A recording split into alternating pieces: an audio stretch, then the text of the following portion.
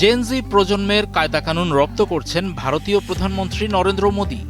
৮ August নয়াদিল্লিতে Indian institute of technology দিল্লির সমাবর্তন অনুষ্ঠানে শিক্ষার্থীদের উদ্দেশ্যে বক্তব্য দেওয়ার সময় তিনি জেনজিদের মধ্যে জনপ্রিয় বাক্য first in my blood line কথাটি ব্যবহার করেছেন। First in my blood line to build a rocket.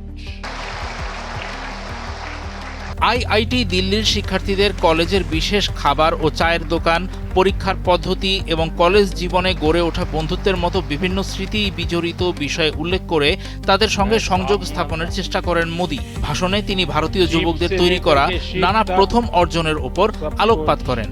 সেসবের মধ্যে রয়েছে উৎক্ষেপণ যান নির্মাণ থেকে শুরু করে সেমিকন্ডাক্টর চিপ তৈরি এবং ড্রোন নির্মাণ। দেশের তরুণদের সাফল্যকে তুলে ধরতে তিনি first in my bloodline বাক্যটি ব্যবহার করেন।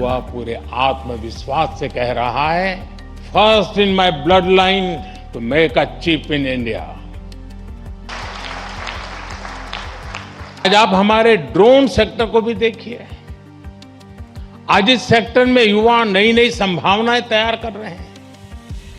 कहीं ड्रोन से खेतों में काम लिया जा रहा है, ड्रोन दवाइयां पहुंचा रहा है, ड्रोन देश की रक्षा सुरक्षा में मदद कर रहा है।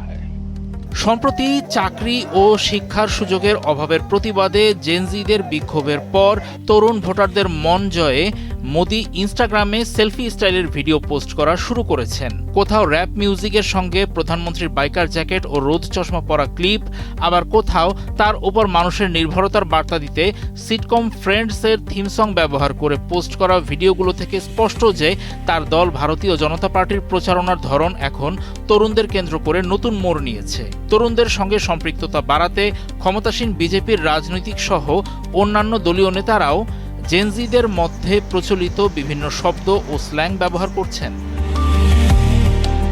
গত মাসে হাজার হাজার শিক্ষার্থী ও চাকরি প্রার্থীরা রাজপথে নেমে আসার পর শিক্ষামন্ত্রী পদত্যাগ করতে বাধ্য হন। তরুণ কেন্দ্রিক সোশ্যাল মিডিয়ার এই পরিবর্তন মূলত সেই আন্দোলনের পরই দেখা গেছে।